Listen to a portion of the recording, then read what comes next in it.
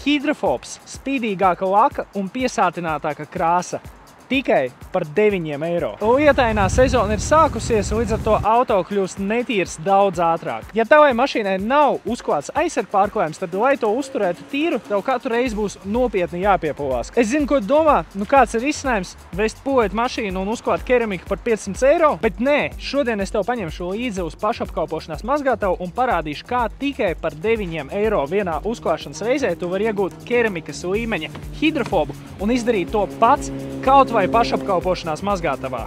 Sākumā veic priekšmazgāšanu, tad uzklāj putas un ar līdzi paņem to mikrošķiedras cimdiņu, pārēj pāri visai virsbūvei. Tas ir svarīgi, lai noņemtu eļļainos netīrumus, kas bez kontakta nenāk nost. Noskalo un uz slapjas virsmas uzreiz klājas spīdumu. Pēc tam atkal ļoti rūpīgi noskalo un efektu redzam uzreiz. Un šāds hidrofobs mums izmaksāja tikai 9 eiro. Ūdens aktivizē spīdumu un skalojot tas pieķeras pie lakas. Tāpēc ir svarīgi mašīnu ļoti kārtīgi noskalot pēc uzklāšanas. Labāk iemet papildus eiro un paskalo vēl. Plēš spīdums, piešķirs tavai lakai papildus dziļumu un spīdumu, un hidrofobs turēsies 2 līdz 3 mēnešus.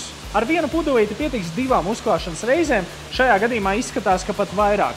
Un nav jāklāj daudz, pietiek daži izsmidzinājumi uz vienas detaļas. www.plash.lv